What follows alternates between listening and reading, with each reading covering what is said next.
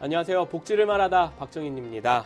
기온이 많이 떨어졌습니다. 가을이 지나가고 완연한 겨울 날씨가 됐는데요.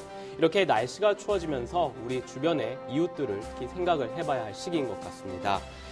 혼자 사시는 독거 노인들을 위한 또 생각을 많이 해봐야 할 텐데요. 이럴 때 이러한 문제들을 좀 더 생각하고 계신 분이 계십니다. 서울 서대문구청의 문석진 구청장님 모셨습니다. 나눔을 실천하는 도시를 위한 노력과 성과, 먼저 영상으로 함께 보시겠습니다. 민선 5기 복지 허브화 사업을 통해 지방이 중앙을 바꾸었다는 평가를 받은 서울시 서대문구가 이번에는 실버 세대를 위한 일자리 창출에 발벗고 나섰다는데, 이런 구민을 위한 노력이 전국 지방자치단체 행복도 평가에서 전체 2위를 차지하게 하는 원동력이 아니었을까? 그 원동력에 힘을 실어주는 행복 전도사가 있다. 바로 문석진 서대문구청장. 이미 행복한 지역을 꾸리기 위해 발로 뛰는 구청장으로 정평이 나 있는 문석진 구청장. 오늘 이 시간에는 문석진 서대문구청장과 모든 구민이 행복해지는 방법에 대해 이야기해본다. 네, 영상 잘 봤습니다. 오늘 이렇게 귀한 자리 또 내주신 서울 서대문 문석진 구청장님 옆에 계십니다. 안녕하십니까? 네, 안녕하세요. 네, 저희 복지TV 시청자 여러분께 인사 네. 말씀 부탁드립니다. 예. 안녕하세요. 저희는 사람 중심 희망도시 서대문구청 문석진 구청장입니다. 정말 날씨가 이제 쌀쌀해지는데요. 이런 때일수록 우리 복지TV 시청자님들처럼 이웃을 배려하고 마음씨가 따뜻한 사람들이 많아지는 사회가 됐으면 좋겠습니다. 특히 서대문구는 이러한 이웃에 대한 배려, 참여를 통해서 따뜻한 공동체를 만들기 위해서 노력하고 있습니다. 많이 지켜봐 주시기 바라겠습니다. 네, 구청장님 만나 뵙기 전에 네. 제가 인터넷을 좀 봤습니다. 네, 이 서대문이 굉장히 복지상을 네. 중앙정부에서 많이 받았더라고요. 네, 그렇습니다. 어떻게 보면 전국에 있는 시도자치구에서 가장 많은 상을 네. 받은 것 같은데, 네. 먼저 축하드리고요. 네. 그 상들에 대한 어떤 네. 소감 좀 말씀 부탁드립니다. 네. 최근에 저희가 좀 큰 상을 좀 받았습니다.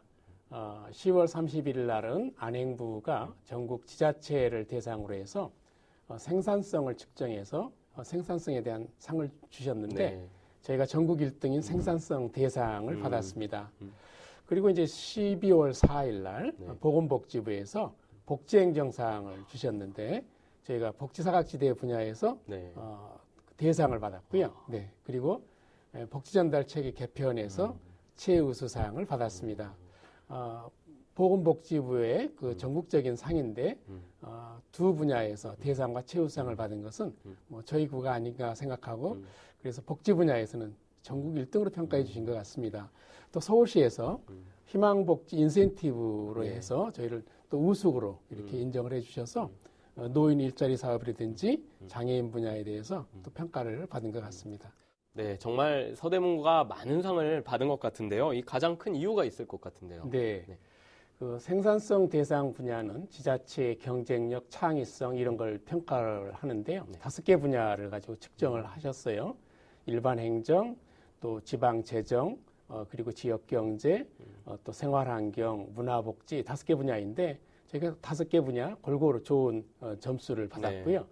특히 이제 클린 행정과 관련해서 저희들 외부 청렴도인 주민평가에서 과거에 110위권이었는데 전국 5위권까지 이렇게 오를 정도로 청렴도가 향상이 되고, 또 저희들 서울시에서도 그 여러 가지로 이제 민원들이 제기될 때 25개 구가 민원에 대한 응답 처리 속도 이런 것을 평가를 하는데, 저희가 응답 처리 속도가 25개 구에서 단연 1등을 하고 있습니다. 그래서 이제 이런 분야가 아마 생산성에서 좋은 상을 받은 것 같고요.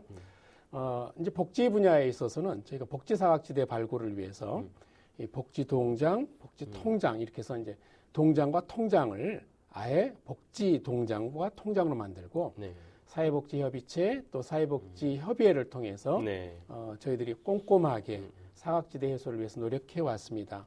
특히 2013년도에 우리 서대문구 전체에 대한 전수조사를 통해서 1,500세대 이상을 이제 문제가 있는 취약계층으로 발굴하고, 그 중에 800세대를 이제 기초수급자부터 쭉 분류해서 다시 저희들이 점검을 해드리고 또 그러한 가정들을 보살피고 있는 이런 전수조사는 저희가 아마 돋보였던 것 같습니다. 네.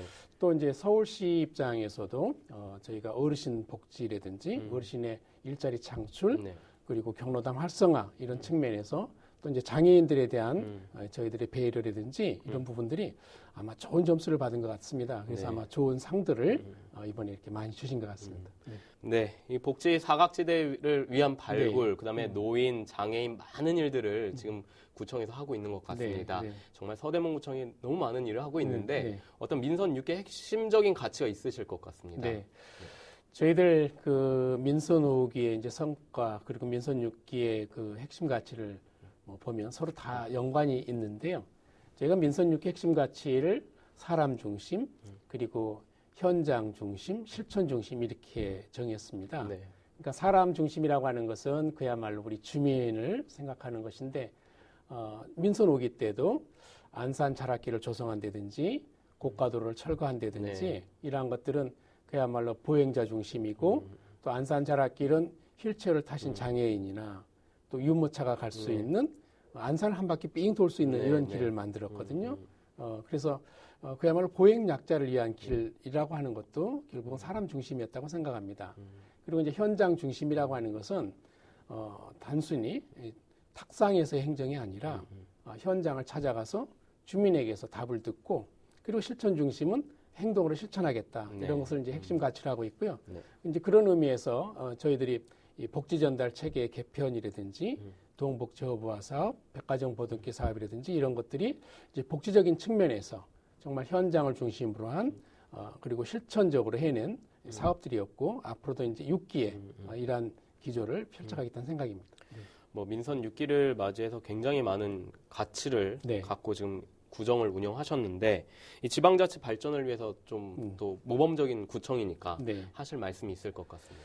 지금 지방자치가 굉장히 좀 재정적으로 제일 큰 문제가 있습니다. 알다시피 이제 서울의 자치구들의 평균 재정 자립도가 33.6% 정도고요.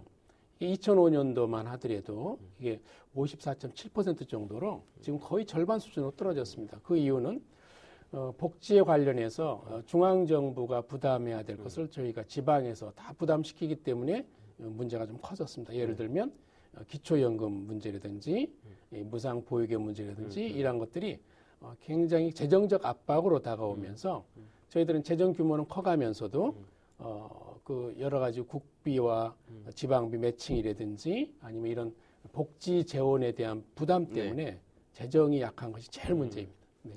문구청장님이 그렇다면은 지금 뭐 재정, 복지 이런 재정에 대한 얘기를 해주셨는데 어떤 노력이 굉장히 있으실 것 같아요. 네. 그런데도 이제 불구하고 가장 시급한 어떤 뭐 어려운 점이 있을 것 같습니다. 네. 저희는 그 예산의 제약에 관계없이 백화점 보듬기라는 것을 통해서 이웃들이 우리 지역 주민이 기부를 통해서 취약계층에 대해서 법적으로 보호받지 못하는 사각지대에 있는 분들을 발굴하고 개인과 기업, 법인, 종교단체가 매월 평균 한 30만 원 정도씩을 사랑의 공동 모금회를 통해서 지정 후원 결연 계좌를 통해서 현재까지 245가정을 지원할 정도로 계속 하고 있습니다만 그러나 이것은 우리 서대문구에서는 이렇게 했다고 하지만 전체 지자체가 하기는 어렵습니다. 그렇게 하기 위해서는 결국은 재정이 늘어나야 되는데 현재 국세와 지방세 비율이 이를테면 8대2 그러니까 이제 국비 지방비 비율이라고 볼 수도 있겠죠. 그리고 같은 이제 지방 그 비례제 중에서도 서울시세와 구세의 비율이 85대 15입니다. 그러다 보니까 가장 기본적으로 주민생활과 밀접한 구에서는 기초지자체에서는 재정이 그야말로 취약해서 근본적으로 재정 구조를 바꿔주셔야 된다고 생각합니다. 그래서 지방비를 좀 늘려주셔야 된다 생각합니다. 뭐 지금 지방 재정에 굉장히 어려움을 토로하셨는데 뭐 그 중에서도 또 특히 이 실버 세대를 위한 서대문구청의 노력이 또 아주 각별한 것 같습니다. 뭐 141 어르신 채용 관련해서 좀 전에도 말씀해 주셨는데 이게 어떤 건지 뭐 추진 배경에 대해서 좀 설명 부탁드립니다. 어르신들도 결국은 복지의 중심에 일자리라고 생각합니다. 근데 어르신 일자리는 젊은 청년들처럼 뭐 이렇게 정규직으로 하기는 좀 어렵고요. 그래서 어르신들은 어떻게 하면 일자리를 통해서 함께 만나고 소외되지 아니하고 또 작은 급여라도 소득이 좀 있으면 좋겠다라고 생각하고 있는 게 대부분의 어르신들 생각이고요.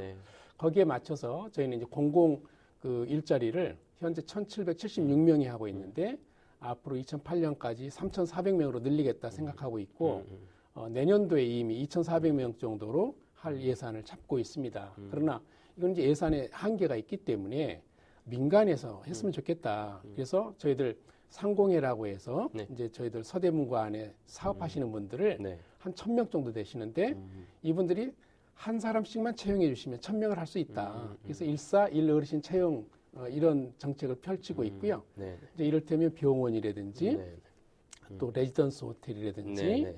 또 아니면 카센터라든지 뭐 이런 데서 어르신 한 분씩을 이렇게 채용해 주세요. 네. 그럼 그분들이 한 달에 36시간 미만의 일주일에 2, 3일 정도 나와서 일을 하시고 20만 원을 받는 이런 그 시스템인데요. 생각보다는 어르신들이 굉장히 기뻐하시고 또 회사들도 우리 그 조그만 업체들도 어르신을 모신다는 느낌도 있고요. 또 자기들 보람도 있는 것 같습니다. 현재 62명이 일을 하고 있습니다. 상당히 어르신들이 좋아하십니다. 네. 그간 성과에 대해서까지 이제 쭉 얘기를 해주셨는데요. 네, 네. 어떤 실버 세대에 대한 이 일자리 창출을 생각하시게 된 이유가 있을 것 같습니다. 어르신들이 지금 보면 저희 서대문구만 하더라도 65세 이상을 이제 우리가 어르신이라고 네. 하잖아요. 14.4%입니다. 14%가 넘어가면 고령사회거든요. 네. 이미 고령화 사회를 지나서 저희는 고령사회에 진입했고요.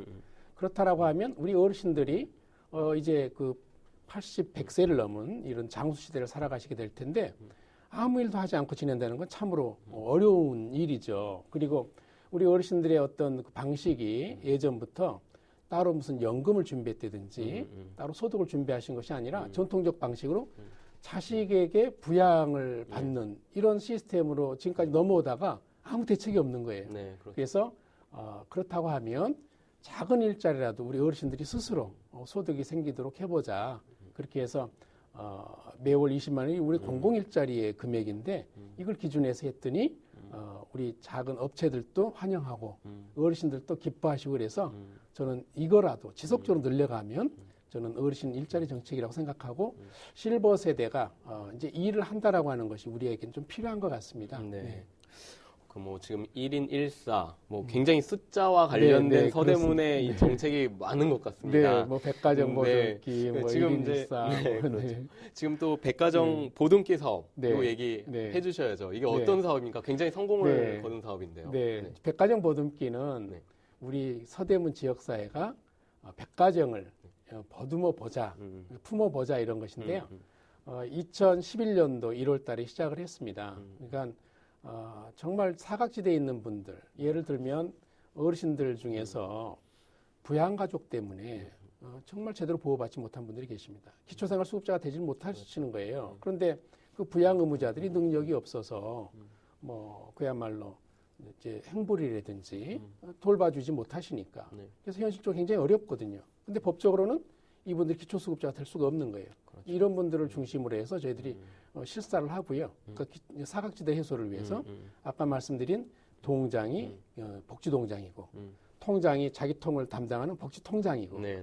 또 사회복지협의체, 사회복지협의회가 이런 일들을 쭉 중심해서 합니다. 네. 그렇게 해서 어려운 분들을 발굴하면 저희들이 이런 분들을 우리 지역사회에 있는 교회라든지 성당, 사찰이라든지 종교단체, 기업이나 법인에게 말씀을 드리면 정말 예비된 손길이 있어서 매월 30만 원을 자립할 때까지 지원을 해주시는 네. 시스템이거든요. 이걸 해주시는 거예요. 그래서 2011년도에 100가정을 했고요. 네. 그다음부터 좀 이게 벅차서 1년에 50가정씩 줄이자 이렇게 해서 하고 있는데 금년도 목표가 250가정인데 어제까지 247가정을 했습니다. 그리고 누적적으로 지원된 금액이 13억 2천만 원입니다.